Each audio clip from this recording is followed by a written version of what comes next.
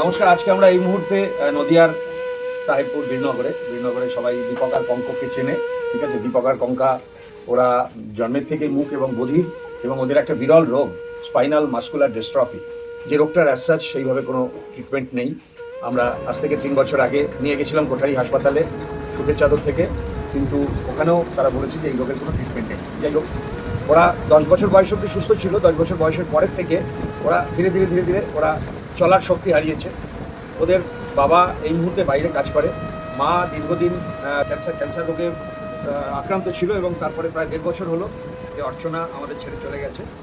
আর ওদের আজকে আমরা এসেছি সুখের চাদর থেকে। আমরা গত 3.5-4 বছর ধরে ওদেরকে প্রত্যেক মাসেই আমরা রেশন দিয়ে থাকি, আর প্রত্যেক মাসের এই রেশনটা পৌঁছে দেয় আমাদের ভাই তন্ময় শুরু থেকেই এই পরিবারটির সাথে রয়েছে। তন্ময়েরই আহ্বানে আজ থেকে প্রায় 3 বছর আগে আমি আর তন্ময় এসেছিলাম। পরবর্তীকালে আমাদের সুখের চাদরের বন্ধুরা সর্বতোভাবে যুক্ত রয়েছে ওদের সাথে। তো আজকে আমরা রেশন দিতে এসেছিলাম, এবং তার সাথে সাথে ওদের সাথে অনেকদিন দেখা হয়নি।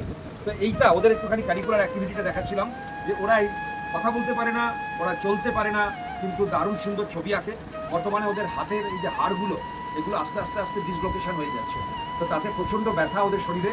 আজকাল আর আঁকতেও পারে না, আগে খুব সুন্দর পোর্ট্রেট আঁকতো। এই লাইটটা ওরা তৈরি করেছে, যেটা বাড়ে কমে লাইটটা। এই এমার্জেন্সি লাইটটা ওরা আমার জন্য তৈরি করে ওটা আমাকে গিফট করেছে।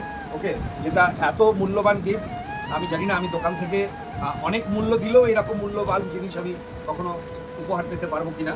এর সাথে সাথে এইটা একটা ওরা পাখা তৈরি করেছে, এটা সম্পূর্ণভাবে ওদের ব্রেন চাইল্ড। এই যে কঙ্কা এবং দীপক, ওদের বয়স হলো এই মুহূর্তে একজনের 20 আর একজনের 22।